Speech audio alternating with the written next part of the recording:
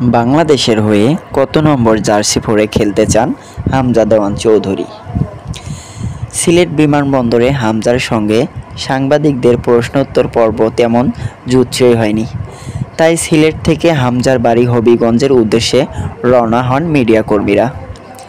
হবিগঞ্জের বাহুবলে স্নানঘাটে হামজা তার বাড়ির সামনে এক সংবাদ সংবর্ধনা অনুষ্ঠানে যোগ দেন।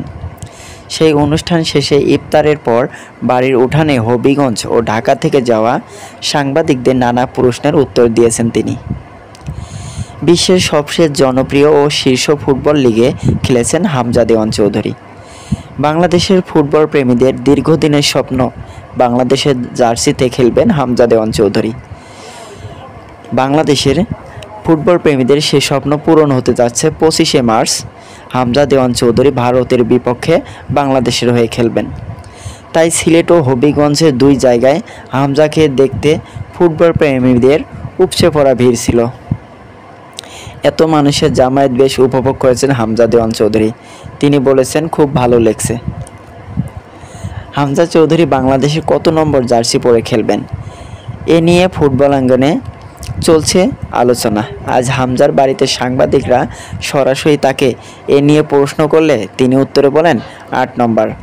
হামজা মিডফিল্ড ও রক্ষণ দুই পজিশনে খেলতে পারেন। বাংলাদেশের দলে কোন পজিশনে খেলবেন তিনি সেটাও জানিয়েছেন। তিনি জানিয়েছেন মিডফিল্ডে তার পছন্দ।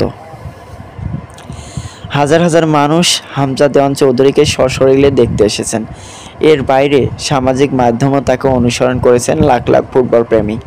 ভক্তদের এত প্রত্যাশা অনেক সময় ক্রীড়াবিদদের চাপ হিসেবে কাজ করে। তবে হামজা এতে মোটেও চাপ অনুভব করছে না, মোটেও চাপ লাগছে না। জনগণ আসছে ভালোবাসার প্রদর্শন, এটা চাপ নয়, ভালো খেলার অনুপ্রেরণা।